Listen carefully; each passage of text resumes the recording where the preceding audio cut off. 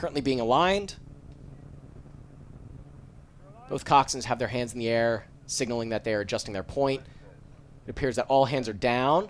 The official, flag up, flag down, and away we go in the men's 5th Varsity 8 race. Both boats took some pretty splashy strokes their first couple strokes. Not the cleanest of strokes off the line, but both boats finding their rhythm in the middle of the high strokes. It looks like the Quakers definitely getting an early advantage here first 100, 150 meters. And the Quakers sit up a half a boat about 20 strokes into this race. So this 5th varsity for the Quakers is all freshmen and sophomores, so it's a young boat. Oh, wow. Yeah. Super young boat here. What about the Princeton boat, Tommy? What do we know about them? Well, the Princeton 5e actually did not have a chance to race a 2K last week at Navy. Due to the high winds and strong tide, it shortened the race to a 1K. So the group is all athletes that learned to row at Princeton, and 6 were novices this past September. So much like the Quaker boat, they're young. So they've been working hard and making changes and are excited to have a 5V showdown with Penn this week. Princeton assistant coach Jason Elephant, he's been leading these guys. He's been teaching them the foundations of the stroke. I know he had mentioned that he was really bummed out that they didn't have a full 2K last week, but he was excited for them to finally line up and throw it out there against a similar boat in Penn as far as skill level and maturity in the sport. Through 500 meters, the Quakers were there first. They sit up a couple seats of open water over Princeton. Both of these boats definitely rating a little bit lower than their counterparts in the 1V, 2V, 3V, 4V. I think they're, again, just still trying to feel out the stroke, trying to get good strokes and not trying to mess anything up. Penn so far, though, with a bit more momentum, slightly better traction, slightly better boat speed, they continue to walk away ahead of the Princeton Tigers. They sit up nearly a boat of open water here as we're approaching the halfway part of this race. That's right, Keenan. And as we've talked about over some previous races of this day, being up on another crew is a huge mental advantage, and when being down is a huge disadvantage. Especially as a young crew, you're trying to train that fortitude to be mature and be able to still push through when you can't see that other boat and just row your race. That's exactly right. And I think, we talked about it earlier, but it's so important to internalize and focus on your own boat speed and your blade work and your race plan.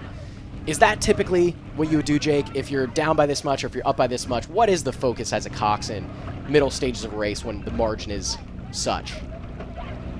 Yeah, I think in the Princeton boat, these are a lot of guys who are relatively new to the sport. I know that the Cox and Kate and Stern pair both walked on in recent years, and then the entire bow six of the boat are new to the sport this year, and I think some of them have been moving across the heavyweight and lightweight programs as during their novice year. So, any racing experience, especially after missing the race last week, is just invaluable. Getting your feel for the sport, understanding what a 2K feels like when you're in the third 500 and the headwind starts to pick up on Lake Carnegie is just a really awesome experience, and I think Kate will be trying to just get the best out of her crew no matter what.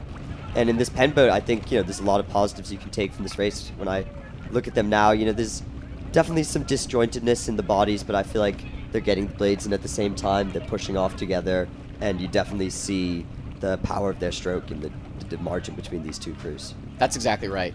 I think what's important to note about both these crews that you were alluding to, Jake, they haven't had a ton of experience on the water so far. A lot of these guys literally learned the rowing stroke probably a few weeks ago. Maybe they did a little bit of rowing in the fall.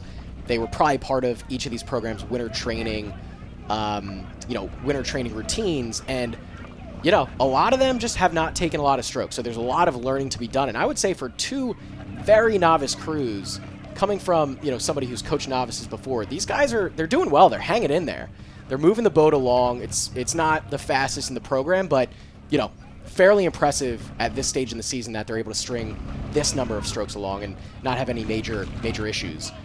We look ahead here, and we might have a race developing here. Penn was able to get up like a boat maybe a boat and a half of open water, and Princeton has gotten a full boat back in the last 25 to 30 strokes. So final 500, a race could be developing here.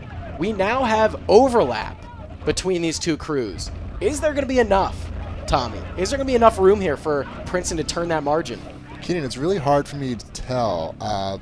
I don't know how this race is going to end, so I just don't know what's going to happen. That's right. And you don't have any foresight to think about the future and make a prediction. That's right. Oh, I could make a prediction, but we don't know if it will be right or not. That's true. And here we go. Princeton 5e on the charge. The Princeton bow ball is now nearly halfway up this Penn shell. They sit down, I would say maybe 3/4 of a length, but pushing it to about half a length. 250 meters to go, and Princeton really building for the line now. A couple of these rowers in this Penn boat looking a little gassed, a little tired. They definitely threw it out early. And Princeton now on a big charge. They are down just a few seats here, final 200 meters. Is there enough room? Oh boy, this is going to be tight. This is going to be tight. Is there enough room for Princeton to edge their bow ball ahead? We're in the final 10 strokes of this race. Penn sits up just a couple seats here over Princeton. They've stalled Princeton's charge, but once again, Princeton calling another move. Princeton now pulling level. Final couple strokes. Oh my goodness. We heard the horn. Too close.